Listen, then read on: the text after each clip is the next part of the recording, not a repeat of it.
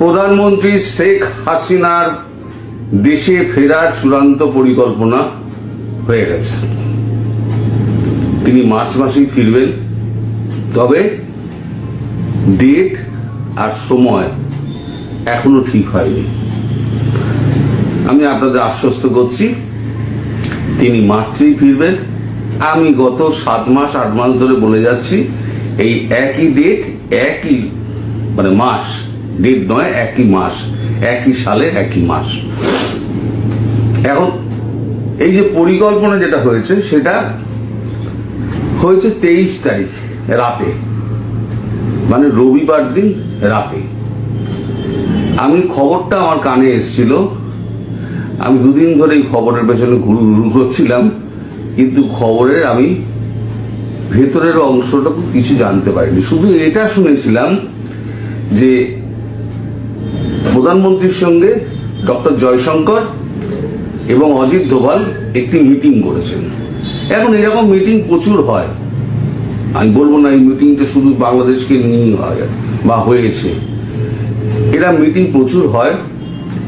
সেরকম গভীর রাতে মিটিং করে এখন অনেক সিদ্ধান্ত নেওয়া হয়। অন্যান্য দেশের ক্ষেত্রে অন্যান্য ব্যবসাপত্র, হ্যান ত্যান, ইন্টারন্যাশনাল রিলেশন নিয়ে এই সমস্ত হয়। তার মধ্যে এই বাংলাদেশ প্রসঙ্গ আছে কিনা এটা আমি খবরটা পাচ্ছিলাম না, যার জন্য আমি গত 2 দিন ধরে এই খবরের পেছনে লেগেছিলাম। এবং গতকাল রাত পর্যন্ত যে খবর আমার কাছে এসে পৌঁছেছে তাতে এটা আমার কাছে পরিষ্কার হয়েছে যে উনি মার্চ মাসে ফিরছেন, 26 তারিখের আগেই ফিরছেন। শুধু ডেটটা এখনো ঠিক হয়নি। হঠাৎ এই প্ল্যানটা হলো কি করে? ওমান থেকে ডক্টর জয়শঙ্কর ফিরে এলেন। ফিরে আসার আগে বাংলাদেশের বিদেশ উপদেষ্টা যিনি আছেন তৌহিদ হোসেন, তার সঙ্গে সাইডলাইন একটা বৈঠক করলেন। বৈঠক করে একটা কড়া বার্তা দিয়ে দিলেন যে ভারতবর্ষ এই জিনিসটা চায়, এবার আপনারা সেই জিনিসটা করুন, না হলে পরে যদি সন্ত্রাসবাদকে জলভাত করে নেন তাহলে ভারতবর্ষ সেটা মেনে নেবে না। আর বাংলাদেশ ভারতবর্ষের সঙ্গে কি সম্পর্ক চায় সেই সম্পর্ক আপনাদের ঠিক করে নিতে হবে। সেই সিদ্ধান্ত আপনারা ঠিক করুন, ভারতের সঙ্গে কি সম্পর্ক আপনারা চান। তখন কিন্তু তৌহিদ হোসেন কিন্তু একেবারে ভিজে বিড়ালের মতো বসেছিলেন, তিনি কোনো কথা বলেননি। হ্যাঁ হুঁ করে বেরিয়ে গেছেন।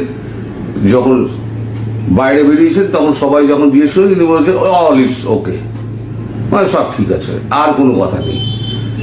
দেশে ফিরে তিনি এবার বলছেন যে ভারতবর্ষকে ঠিক করতে হবে বাংলাদেশের সঙ্গে তারা কি রিলেশন চায়। বাংলাদেশ হচ্ছে এইটুকু একটা রাষ্ট্র, সেই বাংলাদেশ ভারতবর্ষকে নির্দেশ দিচ্ছে, বার্তা দিচ্ছে যে ভারতবর্ষ ঠিক করুক, বাংলাদেশ বাংলাদেশ সঙ্গে তারা কি রিলেশন চায়, কি রিলেশন চায় সেইটা কিন্তু এবার বুঝে যাবে যে ভারতবর্ষ কি রিলেশন চায়। ভদ্র ভাষায় তো হবে না, ভাষাটা তো কঠিন প্রয়োগ করতে হবে। আচ্ছা, তৌহিদ হোসেন কি বলেছেন একটুখানি শুনে নিন। আপনার প্রথম জয়শঙ্করের যেটা স্টেটমেন্ট, উনি বলেছেন যে কেমন সম্পর্ক চায় বাংলাদেশ, সেটা বাংলাদেশকে সিদ্ধান্ত নিতে হবে, তাই না? অবশ্যই বাংলাদেশ সিদ্ধান্ত নেবে যে বাংলাদেশ ভারতের সাথে কেমন সম্পর্ক চায়, একইভাবে ভারতকে সিদ্ধান্ত নিতে হবে যে বাংলাদেশের সাথে তারা কেমন সম্পর্ক চায়। এটা দুই পক্ষেরই বিষয় এবং এটাতে এই বলাতে দোষের কিছু নেই।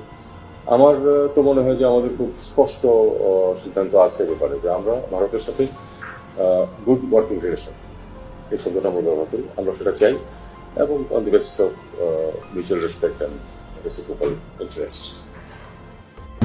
তার বক্তব্য শুনলেন, তিনি আরো অনেক কথা বলেছেন, আমি সেগুলো ছেড়ে দিলাম।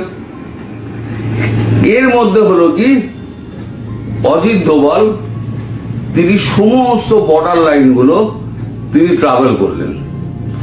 লজিস্টিক ঠিক আছে কিনা, সমস্ত মানে আমাদের তৈরি মানে জিনিসগুলো সব ঠিকঠাক তৈরি আছে কিনা, অস্ত্রশস্ত্র পৌঁছেছে কিনা, আর খাবারের যোগান সব ঠিক আছে কিনা, সমস্ত দেখার পর সব কমপ্লিট হয়ে যাওয়ার পর ওদিকে মেসেজটা পৌঁছে দিলেন, একদম লাস্ট ওয়ার্নিং পৌঁছে দিয়েছেন জয়শঙ্কর। এদিকে সমস্ত ভেতরের পরিকল্পনা অজিত দোভাল করে নিয়েছেন, করে নিয়ে গিয়ে রবিবার দিন রাত্রিবেলা প্রধানমন্ত্রীর সঙ্গে বসে সেখানে সমস্ত কিছু তাকে ব্রিফ করেছেন। প্রধানমন্ত্রী কি বলেছেন আমি জানি না, কারণ প্রধানমন্ত্রী চাইছেন খুব শিগগিরই ব্যাপারটা সমাধান হোক। কারণ শেখ হাসিনা, আগের ভিডিওতেই বলেছি, প্রধানমন্ত্রী শেখ হাসিনা তিনি দেশে ফেরার জন্য উদ্গ্রীব হয়ে রয়েছেন। তিনি দোভালজিকে মানে উত্তক্ত করে দিচ্ছেন ফোন করে যে আমি কবে ফিরবো, আমি সামনের মাসে ফিরবো, সামনের মাসে প্রথম সপ্তাহে ফিরবো, নইলে দ্বিতীয় সপ্তাহে ফিরবো। একবার তো বলেছিলেন আমি এখনই ফিরবো, এই মাসের 30 তারিখেই ফিরবো। দোভালজি বলেছিলেন না, এখনো সম্ভব নয়, আপনাকে এই যুদ্ধক্ষেত্রে তো বসিয়ে দিয়ে আসতে পারি না, আপনাকে সময় মতো আমরা ঠিক বসিয়ে দিয়ে আসবো, তার জন্য আপনাকে একটু অপেক্ষা করতে হবে। এখন এই খবরটা আমাদের মোদিজির কাছেও পৌঁছেছে। মোদিজিও চাইছেন এই ব্যাপারটা একটা সমাধান হোক। গতকালকে সম্ভবত ট্রাম্পের সঙ্গে মোদিজির একটা কথাবার্তা হয়েছে, খুব সম্ভবত, আমি কিন্তু কোনো গ্যারান্টি দিচ্ছি না, খুব সম্ভবত একটা কথাবার্তা হয়েছে। এই কথাটা আমার কানে এসছে, কিন্তু আমি কোনো কনফার্মেশন পাইনি। যাই হোক, সেটা ম্যাটার করে না, কারণ ট্রাম্প আগেই বলে দিয়েছেন যা কিছু করার ভারতবর্ষ করবে। এখন এখানে আছে পাকিস্তান আছে, এবং পাকিস্তান এখানে একটা রোল প্লে করার চেষ্টা করছে। আমি বলেছিলাম পাকিস্তানের মাথায় খুব শিগগিরই একটা ডান্ডা মারবে। আজকে ডোনাল্ড ট্রাম্প তিনি একটা টুইট করেছেন, মানে আজকে ভোর রাতে টুইট করেছেন। এই টুইটে উনি বলেছেন যে পাকিস্তানকে যে F-16 দেওয়া হয়েছিল, সেই F-16 কিন্তু ভারতের বিরুদ্ধে ব্যবহার করা যাবে না। নিজেদের দেশে সন্ত্রাসবাদ যেটা আছে তার জন্য ব্যবহার করো, কিন্তু ভারতবর্ষের দিকে কিন্তু সন্ত্রাসবাদের জন্য ভারতবর্ষের দিকে কিন্তু একদম ব্যবহার করতে যেও না, তাহলে কিন্তু তোমরা এগ্রিমেন্টকে উপেক্ষা করবে। ফলে একটা বার্তা কিন্তু পাকিস্তানের কাছে চলে গেল যে বাংলাদেশ নিয়ে ভারত যখন কিছু করবে, পাকিস্তান যেন ভারতের বায়ু সীমা যেন অতিক্রম না করে। যদি অতিক্রম করে তাহলে পরে ভারত কিন্তু ওদিকেও রিটালিয়েট করবে। তার জন্য কিন্তু ভারতবর্ষ ওখানেও কিন্তু একদম যথাসম্ভব সৈন্য টৈন্য রেখে দিয়েছে এবং সমস্ত লজিস্টিক ওখানে তৈরি করে রেখে দিয়েছে। এখানে বাংলাদেশ আগে যেমন দুটো ফ্রন্ট ছিল, পাকিস্তান এবং চায়না, একটা ফ্রন্ট একটু কমেছে, মানে একটু থিতিয়েছে, ঠিক আছে, তারা এখন ভালো ছেলে হয়ে গেছে, কিন্তু আর একটা ফ্রন্ট দুর্ভাগ্যজনকভাবে খুলে গেছে।